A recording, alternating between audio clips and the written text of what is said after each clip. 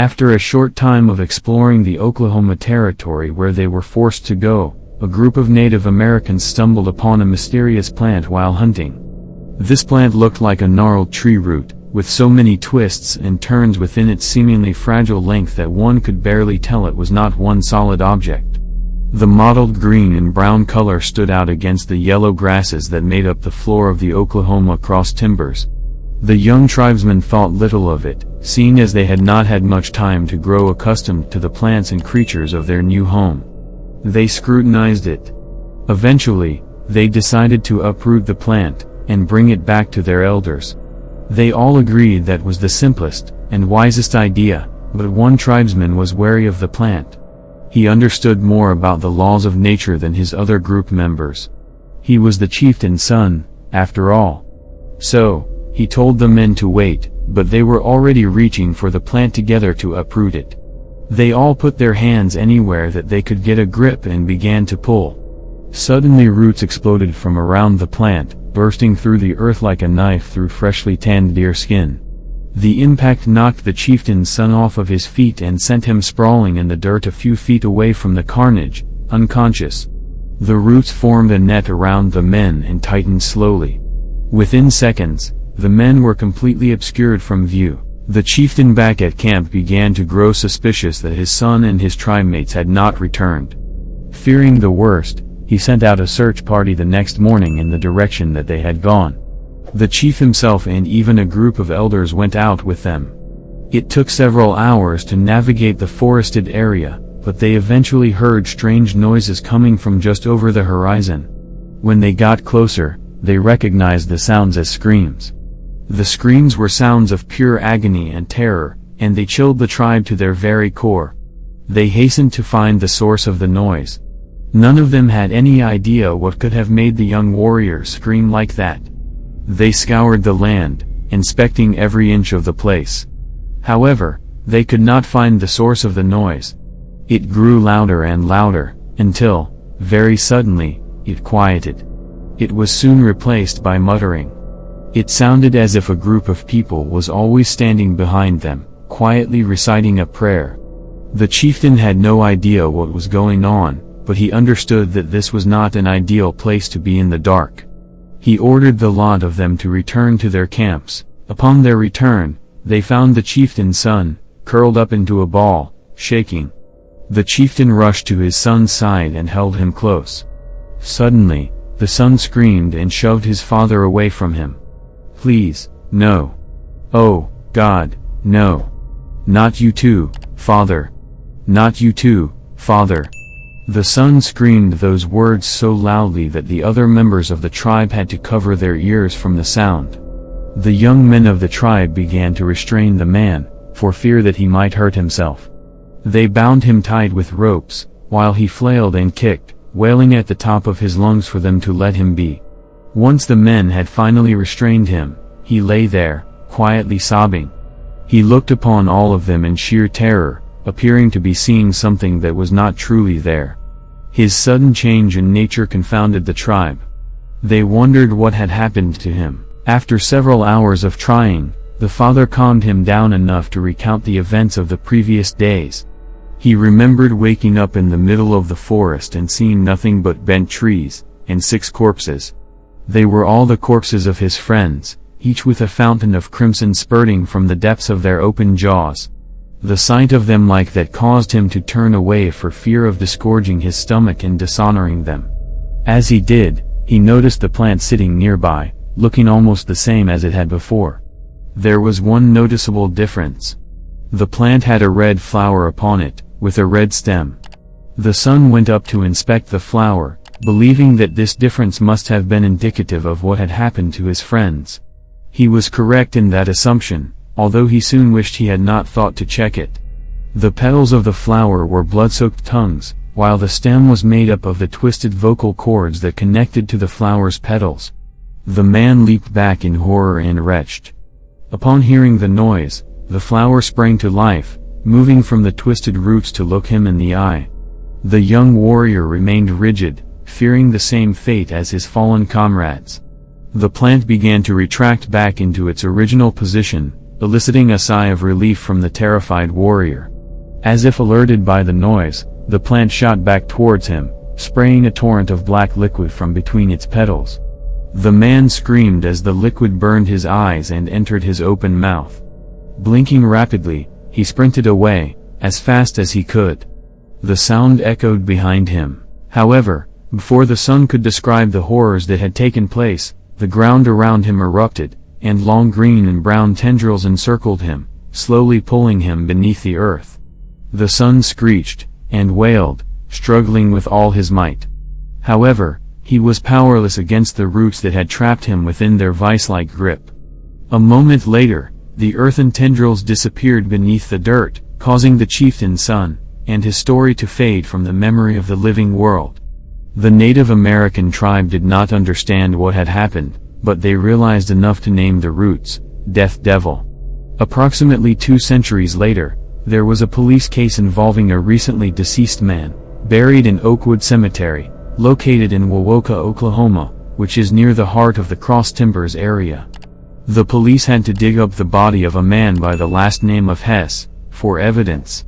They noticed something incredibly peculiar about it when it was pulled up and autopsied. Ripped from the subject's mouth, they found its tongue, and there were large holes in the coffin walls, broken inward.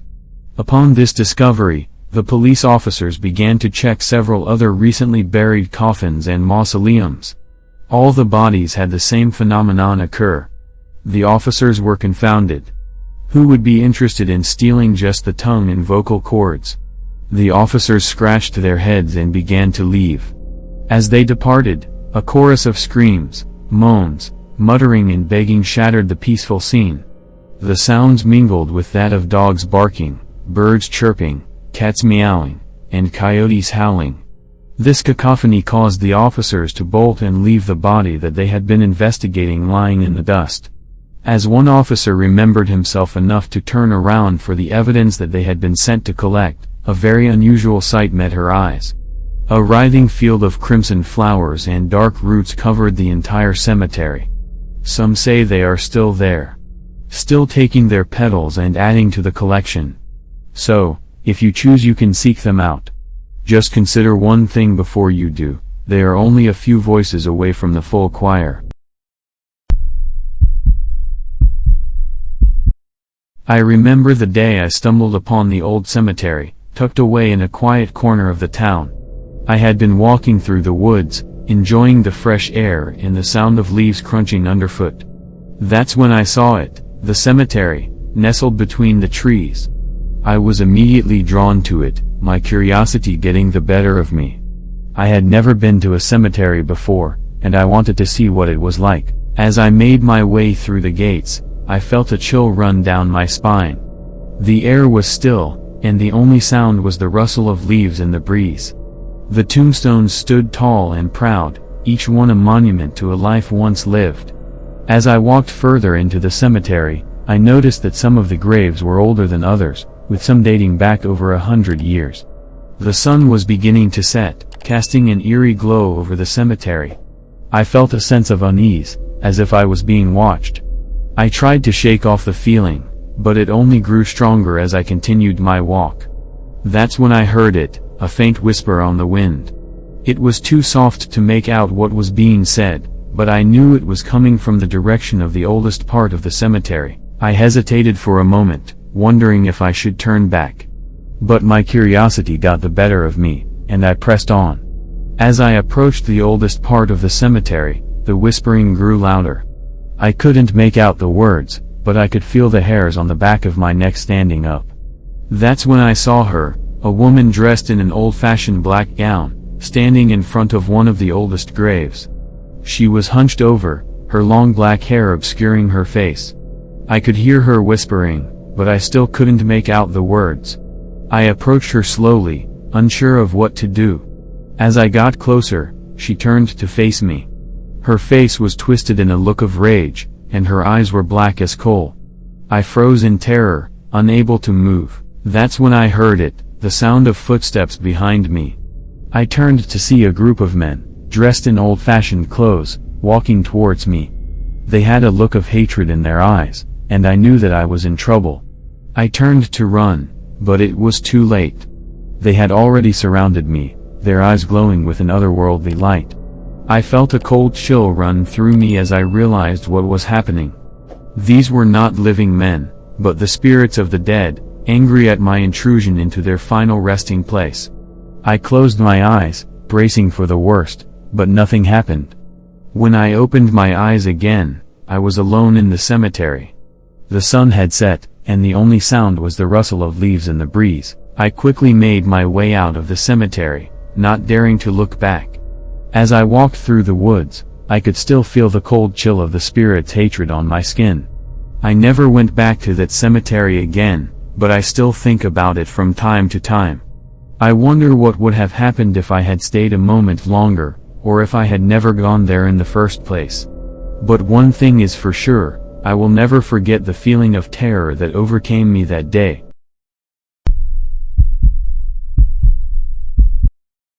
I remember that night at the cemetery like it was yesterday.